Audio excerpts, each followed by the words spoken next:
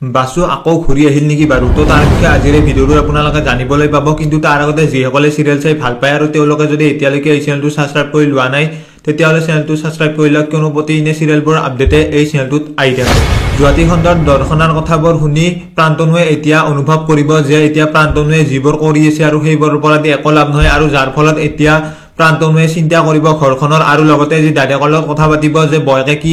Plan কৰি আছে এতিয়া আৰু লগতে দাদেক আৰু দৰ্শনাই যিহেতু এতিয়া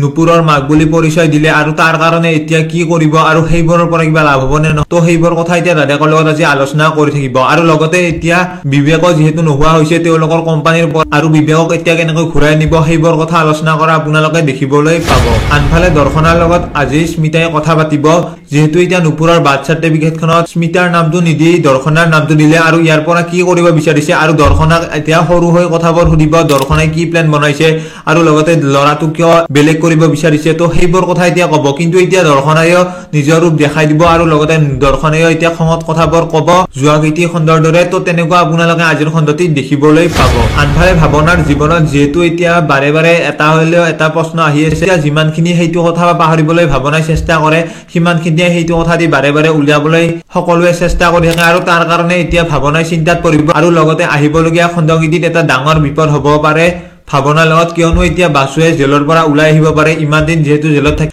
এতিয়া বাসুৱে কিবা নহয় কিবা কৰি ওলাই আহিব পাৰে কিন্তু এতিয়া ওলাই আহি আকৌ ভাৱনাক ডিস্টাৰ্ব দিব নেকি আৰু লগতে জুৱাতি খণ্ডত যেহেতু দেখা মতে ভাৱনাই বাসুক দেখা বুলি কৈছিল সেইটো বাৰু বাসু হয়নে নে অন্য কোনোবা তো সেইটো আপোনালোকে অতি সোনকালে জানিবলৈ পাব তো আপোনালোকৰ কোনে কোনে এই ধাৰাবাহিকখনৰ আজিৰ হ'বলগীয়া খণ্ডটি চাবলৈ ধৰি অপেক্ষাৰে বাট চাই আছে তেওঁলোকে কমেন্ট এটা কৰি জনোৱাৰ লগতে ভিডিঅ'টো যদি এতিয়ালৈকে লাইক কৰা নাই লাইক এটা কৰি দিব তো আজিৰ ভিডিঅ'টো এইখিনিয়ে ধন্যবাদ।